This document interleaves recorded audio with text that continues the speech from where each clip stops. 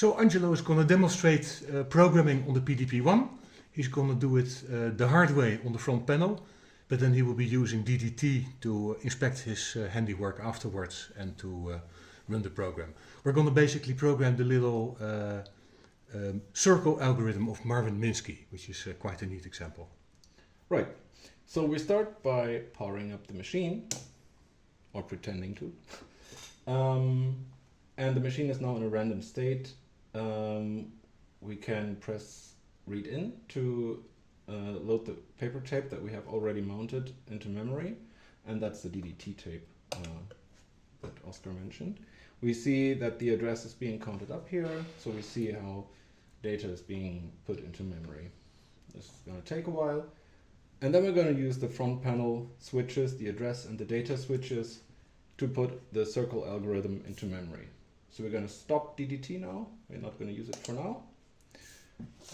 And this is the algorithm that we're going to put into memory. So we have the address on the left, the symbolic assembly on the right, and the octal machine code in the middle. Yeah. Okay, so Oscar is going to read me those numbers. We're going to start at address 100. Okay. 200113. 113. So when we hear when we deal with octal digits, it's usually very simple to translate it directly to binary. So this is just happening in my head. So deposit goes up for security reasons, so that you don't mess up memory by accident. And we see that what we have toggled in here is now at address 100 in memory. Okay, next 101. 761 000. Deposit 102. 675 675. 017. Deposit 103. 400 114. 104. 240 114. Okay, 220 114. 670 017. 400 113. 240 113. 730 007. 600 101. 3. 200. Right, and that's the initial y coordinate. That, and I happen to know that the last one is 0. That's the initial x coordinate. The first one was the initial x coordinate, and now comes the initial y coordinate. Indeed. Okay, so now that we have it in memory, we can first of all confirm that we did it correctly, or we can just try and hope for the best. But let's try a random example just for demonstration purposes. So let's say we want to see 104. We can press examine, and this should be 240114. Correct. Okay, so the program starts at 100. So we put that into the switches and press start. Well, hey, almost right. We did something wrong. Interesting. So now let's debug it. Let's use DDT for that. So we stop the machine. DDT is at 600 in memory, so we can start that. And now You might have to increase the font size, or is it already? I think the font size is okay. Good. Is that readable? A bit bigger would be nice. Yeah. Okay. So this is the code that we entered. So load accumulator, then with backspace we can go to the next location. Complement accumulator. Correct. We can, if we want to check the octal, we can press equals, and it will print it in octal. And I see that's the mistake we made. So let's just fix it. Unfortunately, we don't have enough space here, so let's open that again. So we just put in shift arithmetic right 17, And so if we examine this again now, we see that we fixed the instruction. So to start this program again, Nope. no, still Because a mistake. What does it say here? SAR4? Let's try again. Maybe we made another mistake. 103. That is correct. That is correct.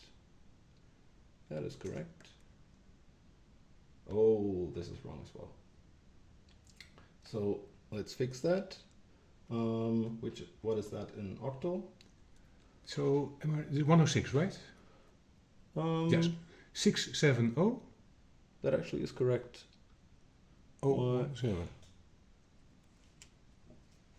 Uh-huh.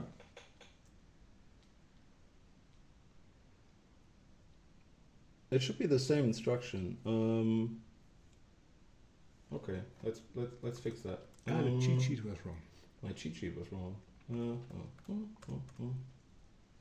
No, that was again wrong.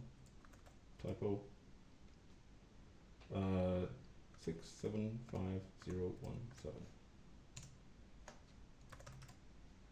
Okay, better. No, let's start again. And now we have a circle. Perfect. So we have already made mistakes and figured out how to use DDT. Now let's punch this program to a paper tape so that we can just run it later. So to do that, we stop again and jump back into DDT. And we give the tape, this is the paper tape punch, and we usually start with a little feed, so we have some space. And now we give it a title, which is capital L, and we could just call it circle. And DDT nicely prints out this text for us. So next we specify the words that we want to punch onto tape. So we start at 100, next the angle bracket, and the last address is 114. And D is the command that punches this onto tape now. To finish off, we have to specify where to jump to, the starting location, just 100, and we do J. So now this is the end of the tape, and we can stop the machine. Now let's see that this actually works.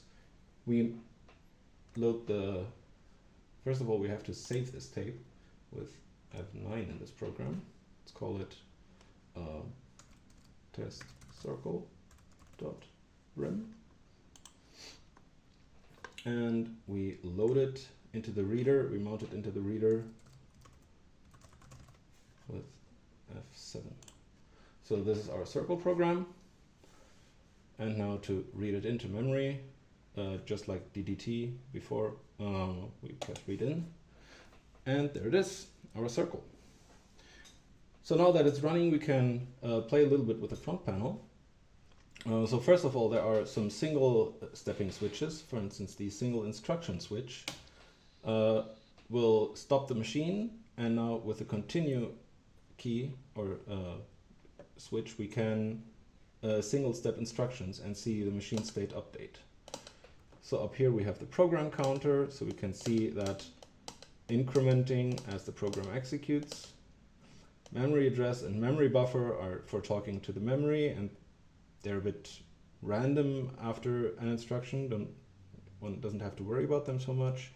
And the accumulator and in-out registers are the ones that one deals with as a programmer. That these are like the architectural registers, and we can see them update, and these are the X and Y coordinates that will be plotted onto the screen when we hit a DPY instruction. So if we check this in DDT, we have at 111. We're in single instruction mode. If we do 111, we see that we have a display instruction there, and that takes the two registers as X and Y coordinates to plot onto the display. Okay, I think that's everything. Okay. That was some basic intro to the PDP-1.